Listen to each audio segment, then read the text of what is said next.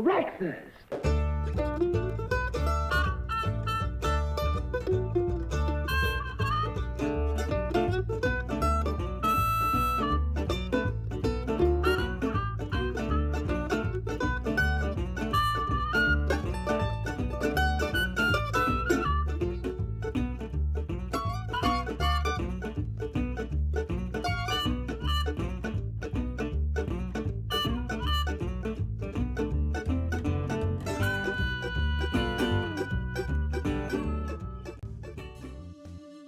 Pre-code horror. Growing up, it was the stuff of legend, existing far beyond my meager means. The only time I ever even saw those comics were at conventions, and they were priced accordingly. From where I sat, pre-code was for serious collectors, rare and precious books featuring stories so infamous that they nearly destroyed the entire comics industry. There was no way I would ever have access to those weird treasures. At least, that's what I thought. You see, those older stories never really went away. Beginning in the 1960s, magazine publishers like the notorious Myron Fass reprinted many of those pre-code tales for a new generation, starved for something stronger than what was served at the Saturday matinee. Exempt from the comics code which prohibited overt violence or the supernatural, these black and white magazines were free to show vampires, ghouls, and even Satan himself. A few years later, East Coast Comics offered the first color reprints of EC Comics, although their small print runs and limited distribution meant tracking them down could be a bit of a trick. From the mid-1980s through the 1990s, black and white comics carried the torch, with Caliber, Eternity, and New England Comics offering inexpensive reprints featuring seminal works by Dick Briefer, Jack Cole, and other industry greats. More recently, comics historian Craig Yo has offered his own line of reprints, collecting pre-code stories, horror and otherwise. They're a fun and inexpensive way of getting caught up on material you may have missed, or reliving those stories again without risking your own precious originals. First up, I Walked at Midnight, originally appearing in Ace Comics' The Beyond 17. The Eldon Cemetery is a favorite rendezvous for sweethearts. Sure, people keep ending up dead there, but hey, we're better. After the overly amorous Tom and his best gal become its latest victims, Dr. Saunders and the town's undertaker, Mr. Collis, take their concerns to the sheriff. You see, all these dead bodies have been showing up, drained of blood. Looks like the work of a you-know-what. The sheriff is understandably skeptical, but unfazed. He'll simply lock the cemetery gates at sundown and problem solved. Right? Later that night, the local caretaker makes his rounds. With all the horny teens kept at bay, things are mighty quiet, or at least they were, until he lets out a blood-curdling scream. An ominous shadow falls across the old man, and he screams no more, with quiet reigning again until the midnight bell tolls. Across town, the sheriff confers with Doc Saunders. This vampire business, it all seems so impossible to believe, and yet, what other answer could there be? Back at the cemetery, Morella Shepley finds herself stuck behind the locked gates, with the caretaker nowhere in sight. Trapped, she walks up the footpath, encountering the grave of Oscar Townsend. And hey, it's open. Before she can react, she's startled by a presence behind her. It's a handsome young man, although he's oddly evasive when it comes to answering questions. Why talk about a stuffy old corpse when the moon is so bright and full? After a bit of flirty chit-chat, Morella abruptly abandons her strange companion, vanishing into the darkness. Now hidden from view, her true visage is revealed, that of a toothy old bloodsucker. Something about the young man prevented her from killing him, but it's after midnight and Morella needs to feed. She discovers the caretaker, but it seems another vampire's got to him first, draining him like a high-C juice box. Back at police headquarters, we learn of Oscar Townsend's backstory. His vampiric self kept locked in the family manor until it mysteriously burned to the ground. Assumed dead, Townsend was buried, but down does not mean out. Back at the graveyard, Morella has doubled back, intent on killing the young man after all. Only joke's on her. He's actually a corpulent count himself. It's obviously Oscar, who's managed to stay fat and happy here thanks to all the ripe and juicy teeners. Enraged at Oscar taking her midnight snack, Morella attacks, draining the stolen blood from the fat vampire's own corpse. This nullifies the evil power which keeps the pair earthbound, and they both expire, leaving Eldon Point once again free for carefree fornication. Talk about your happy endings. From beyond the wall of sleep comes A Nightmare Come True. Originally published in Journey into Fear number 9, artist Robert Webb's illustrations will really grab ya. Pity poor George Marsh, a man who dreams of monsters. During the day, he lives the idyllic life of a small-town grocery clerk, but at night, he's tormented by surreal horrors that prey on his weakness and fear. Confronted by one of these phantoms, George demands peace, but the sleep demon has other ideas, razor claws splayed and reaching for his throat. George leaps out of bed, realizes he's actually awake, and hurls himself through the nearest window. An awning braces fall, but it's clear Georgie won't be bagging groceries anytime soon. He ends up in the nut house under the care of Dr. Well, they never get around to mentioning his name. But rest assured, he's a professional. He hypnotizes the raving George, who finally drops off into what appears to be a peaceful slumber. Only George's mind is still active, producing even freakier nightmares than ever before. This is why you don't take the brown acid, kids. George's visions manifest in the real world, and what's worse, they have boundary issues. The horror spills out into the streets, leaving townfolk fleeing for their lives.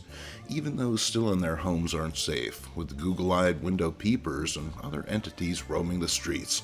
Only our unnamed doctor is unfazed, racing into action in the face of what seems like madness. He encounters George in the ruins of the hospital, a serpent-like beastie curled tight around his prone form. When it reveals as long as its host dreams, he will continue to spawn monsters, the doc knows what he must do, putting one square between his former patient's eyes. Well, at least Georgie won't be around to get the bill. Then lock your doors and bolt the windows, for The Witches Come at Midnight, featuring the occultishly expressive artwork of Norman Nordell. Meet Joel Rainey and his pet rooster, Peter. I would have gone with Beaky or Sir Pex-a-Lot, but hey, that's just me. At any rate, when Pete says the word gasm, the crow cries lustily. Make of that what you will. One midnight, Joel wakes to a shutter banging in the wind, only there is no wind. There is, however, this thing, which makes the shoe-billed stork look like a budgie by comparison. Not only that, there's leaping devils, flying witches, and disembodied heads capering in the moonlight. Of course, by the time Joel's parents are awake, there's nothing to see. They dismiss his claims and return to bed, but the very next night, Joel is awoken again. He arouses his father, and the two catch the nightmare bird attacking livestock in the barn. Before Dad can get off a shot, the creature flees, but it's left its mark in the form of deep gouges on the horse's face. Not long after, the men are horrified to hear Mother crying out in the front yard. They rush outside, only to see she's being swarmed by the same hideous creatures. Scratched and pecked all the way, the family makes it to the safety of their house, where they ponder the next move. Mother wants to leave, but Pa is the hard-headed type and won't be run off his property by a flock of feathered varmints. Later, the family goes to bed, but Joel is too worked up to sleep. He waits by his window until one of the winged monstrosities appears in a nearby tree. After clipping it with his slingshot, the thing is unable to fly and is forced to hobble away. Joel follows, ending up in the nearby graveyard. And look, it's brimming with the minions of Satan, who seize the helpless boy. They bring Joel to Lucifer himself, who you think would have more pressing matters to attend to than bumming around graveyards. No wonder the whole world's gone to hell. After giving his spiel, Lucifer has Joel prepared for his doom, tied to a pole with a bonfire about to be set around him. Just then, Peter the rooster appears. Thinking quickly, Joel says the magic word, and the bird lets loose with a raucous bellow. Misidentifying the rooster as Chanticleer, a servant of God, they're driven off by its cries. Joel returns home and explains what happened to his folks, who of course scoff at the boy and his bird. "I told you we shouldn't have homeschooled him, Pa." "I'm shooting that bird in the morning." Creeping along, here's one from Witch's Tales number 22 from 1953.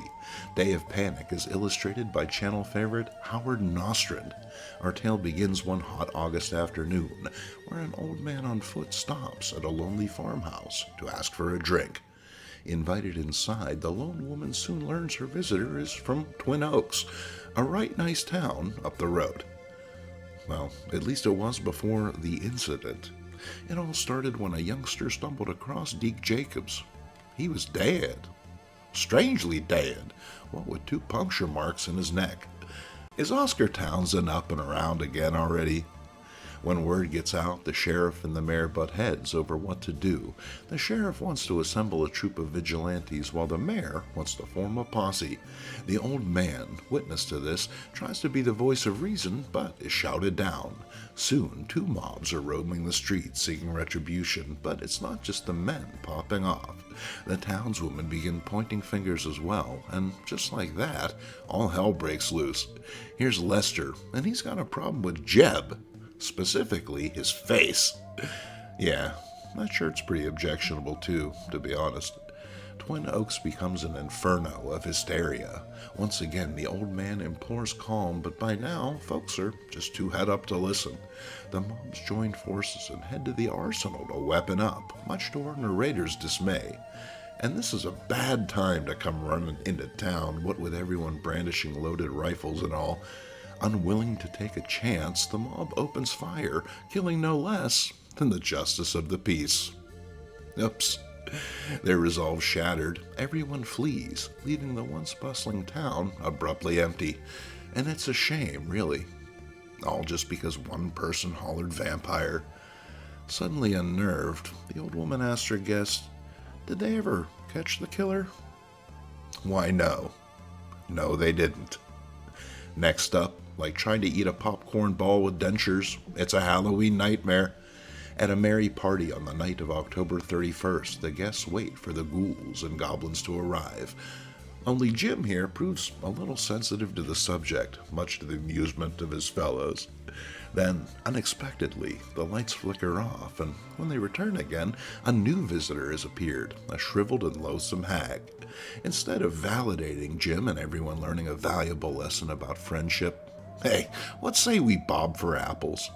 That's right, nothing like some good old-fashioned fun. Only once this partygoer bites into the apple, he drops to his knees as a hideous transformation occurs, his flesh rotting off his body. The Esgay try to amscray, but the hag's magic is strong. The party is forced to continue with a vile new game devised. It's a grisly scavenger hunt, including uncanny items like a bat's wing or the right eye of a freshly buried corpse. And don't go bringing back a left one. She'll know. The guests head off with their lists, parting ways to end up in cemeteries, prowling the waterfront, or skulking through ominous hidden caves to meet the hag's demands. Now do they admit the existence of creatures of the night and demons? Now, do they believe? The group is forced to admit the horrible truth, but then, before the hag can really rub it in, the rising sun drives her away. But alas, this is not a happy ending, for the horrors of the night have left their unmistakable mark on the partygoers, who have aged years in the process. This sort of thing is why I just stay home and watch movies now. Following on, originally appearing in Beware number 11, here's a chilling story with an uncannily familiar bent. Look to your left, your right. They might be anywhere, for they are the murderous mimics. A beautiful spring day in Seattle sees Bill and Teresa board a ship for their new life in Alaska. These nutty kids are planning on homesteading, ambitious but not outside of the realm of possibility for two in the early bloom of youth. They find a suitable spot straight away and it seems perfect. So why hasn't someone already claimed it? Putting such thoughts out of their minds, they get on with it. Soon after, a trapper appears, expressing surprise at finding the young couple. Seems folk around here steer clear of this land. No one can say why. It just ain't healthy. Coupled with Bill noticing the odd lack of wildlife, and the words unsettle the pair, but nonetheless, they opt to stay. There's a lot of work to do before winter, and they make it just in time, their cabin finished just before the first snow begins to fall. However, things take a queer turn when newly adopted pet Brutus begins howling through the night. Upon investigation, the couple discovers strange circular prints in the fresh snow, but the sudden brutal arrival of winter leaves them stranded. Then, one night, a dying man appears at their door. Between his final breaths, he relays the story of trapping on the waters of the Kiamute River, when he was attacked by bulletproof, hollow-eyed giants. Waking in one of their caves, he discovers his mind is open to their telepathic probings, with one of the creatures mimicking his wife Anne to prove their vile point. They have waited long enough. Now the chameleon-like Kiamute are ready to strike. Nothing can stop them save heat, which melts their disguises. With that, the trapper expires, leaving Bill and Teresa stunned. Unnerved, they bury the body, but the storm kicks back up, forcing them to return to the cabin. Later that night, Brutus is let out after scratching at the door, but when the dog returns, it inexplicably begins to transform. Thinking quickly, Bill hurls the beast into the fire, where it explodes into flame. Now, with undeniable proof of the trapper's claims, the couple is forced to admit the truth.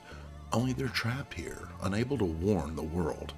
Bill contemplates the thing on the fire, but when he turns to his wife, Teresa is gone. Seems she went outside for an axe. She wants to be prepared if the Kiamute attack. A good idea, but secondary to that of escape. Bill decides to head out for help, and his wife reaches out for a goodbye kiss.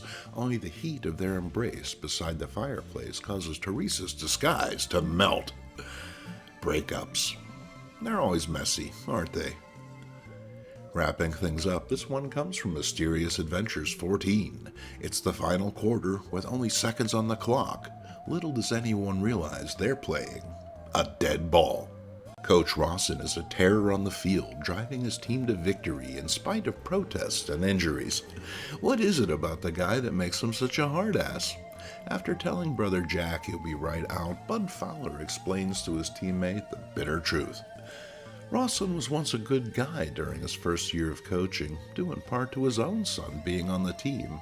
Unfortunately, Dick Rawson was a bit of a wild kid, and one night, while out hot rodding, wrapped his jalopy around a light pole.